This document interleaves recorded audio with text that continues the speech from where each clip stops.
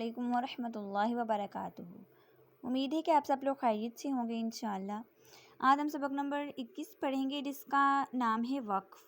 ہم اس سبق کے اندر وقف کرنے کا طریقہ پڑھیں گے، اس کے معنی پڑھیں گے اور کہاں کہاں پہ وقف کرنا ہے تو وہ پڑھیں گے۔ سب سے پہلے دیکھیں وقف کے معنی ہے ٹھہرنے اور رکنے کے۔ مطلب وقف کا مطلب ہے کہ جہاں پہ ہم ٹھہریں گے اور جہاں پہ ہم رکیں گے اس کا مطلب کہ ہم وہاں پہ وقف کر رہے ہیں، یعنی جس کلمے پر وقف کریں تو اس کلمے کے آخر حرف پر آواز اور سانس دونوں کو ختم کر دے، یعنی آواز بھی ختم ہو جانی چاہیے اور سانس بھی۔ جیسا کہ ہم نے پہلے پڑھا تھا کہ سکتہ جو ہے اس کے اندر ہم نے آواز ختم کر دینی ہے لیکن سانس ختم نہیں کرنا، اور آواز بھی اس طرح سے ختم کرنی ہے کہ تھوڑی دیر کا بس وقفہ لینا ہے اور پھر دوبارہ شروع کر دینی ہے۔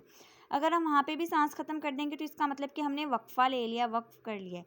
یہ وقف کی علامت ہے، آواز اور سانس دونوں کو ختم کرنا۔ لیکن سکتہ کے اندر ہم صرف سانس کو جاری رکھیں گے تو آواز کو ختم کرتے ہیں۔ کلمے کے آخری حرف پر زبر، زیر، پیش، دو زیر، دو پیش، کھڑا زیر، الٹا پیش ہو تو اس حرف کو وقف میں ساکن کر دیں گے، مطلب اس کے اوپر جیسے دال شکل علامت کر کے پڑھ دیں گے خود سے ہی۔ اسی طرح سے اگر کلمے کے آخر پر دو زبر ہوں تو اسے ایک الف سے بدل دیں گے، ایک الف کے ساتھ بدل کر نا اس کے اندر الف مدہ کا قاعدہ لگا دیتے ہیں۔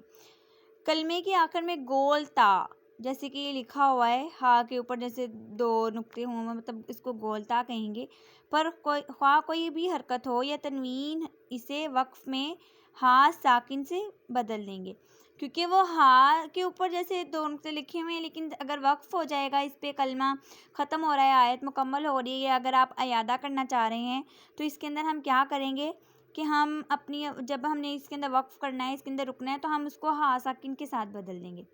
کھڑا زبر حروف مدہ اور ساکن حروف وقف میں تبدیل نہیں ہوتے، وہ جس طرح سے پڑھے جاتے ہیں اسی طرح سے پڑھے جائیں گے۔ مشدد حرف پر وقف کی صورت میں تشدید باقی رکھیں مگر حرکت کو ظاہر نہ ہونے دیں۔ نون قطنی، تنوین کے بعد حمزہ وصلی آ جائے تو وصل میں، وصلی کا مطلب ہے کہ ملانے والا حمزہ،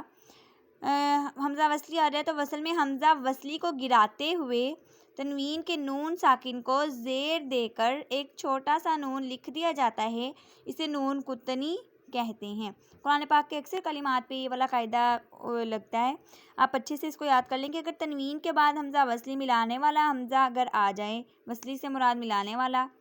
تو ہم کیا کریں گے کہ جو حمزہ وصلی ہے نا اس کو گرا دیں گے، مطلب اس کی آواز کو نہیں پڑھیں گے بلکہ تنوین کا جو نون ساکن ہے اس کو ایک چھوٹی سی خوبصورت سی شکل دے دیں گے، چھوٹا سا نون لکھ دیں گے اور اس کے نیچے زیر ڈال کے لکھ دیں گے، اور اس کو ہم کہتے ہیں نون قطنی۔ نون قطنی والے کلمات کے ہجے اس طرح کریں گے جیسے شیبان السماء، اب اس حرف کے ہم ہجے کریں گے، شین، یا، زیر شی، با، دو زبر بن، شیبن، حمزہ سین، زبر اس، سین، زبر سا، اسا، میم، الف زبر ما، السما، حمزہ پیش او، السماء۔ اب یہ ہم نے پڑھا ہے الگ الگ سے، جب ہم نے اس کو اب نون قطنی والا قاعدہ لگانا ہے تو ہم کیا کریں گے، شیبان السماء۔ علامات وقف، چند علامات وقف کی تفصیل درج ذیل ہے۔ یہ جو گول سا بنا ہوا ہے اس کو کہتے ہیں وقف تام، یہ آیت کے مکمل ہونے کی علامت ہے اور یہاں پہ ٹھہرنا چاہیے۔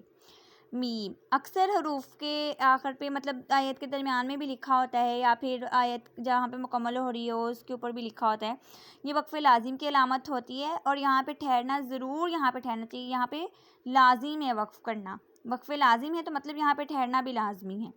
تو یہ وقف مطلق کی علامت ہے، یہاں ٹھہرنا بہتر ہے، مطلب کہ یہاں پہ ٹھہر جائیں گے تو بہتر ہے، نہ بھی ٹھہریں گے تو غلط نہیں ہے لیکن ٹھہرنا بہتر ہے۔ جی، یہ وقف جائز کی علامت ہے، وقف جائز مطلب کہ یہاں پہ ٹھہرنا بھی بہتر ہے اور نہ ٹھہرنا بھی جائز ہے، مطلب اگر آپ ٹھہر جائیں گے تو بہتر ہے، نہیں ٹھہریں گے تو تب بھی غلطی نہیں ہے۔ زا، یہ وقف مجوز کی علامت ہے، یہاں ٹھہرنا جائز مگر نہ ٹھہرنا بہتر ہے، مطلب یہاں جو زا ہے یہاں پہ ہم ٹھہر سکتے ہیں، جائز ہے یہاں پہ ٹھہرنا لیکن نہ ٹھہریں تو زیادہ بہتر ہے۔ صاد،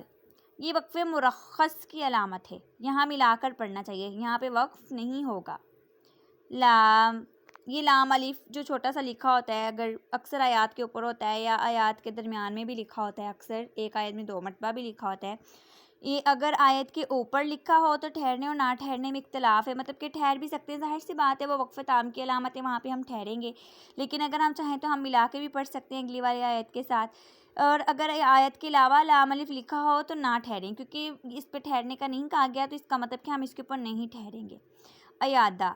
وقف کرنے کے بعد پیچھے سے ملا کر پڑھنے کو ایادہ کہتے ہیں، اور یہ اپنی بات یاد رکھنی ہے کہ جب ہم آیت کے درمیان میں وقف کریں گے تو اس کو پیچھے سے ملا کے ضرور پڑھیں گے، اور جو وہاں پہ یہ ہم دوبارہ سے ملا کے پڑھیں گے تو اس کو ایادہ کہیں گے۔ یہ اچھے طریقے سے آپ نے یاد رکھنا ہے، جب ہم قرآن پاک پڑھیں گے تو ہم اس میں بار بار ایادہ کریں گے، تو ہمیں پتہ ہوگا تو ہم کر سکیں گے نا، تو آپ نے اچھے سے اس کو یاد کر لینا ہے۔ جزاک اللہ۔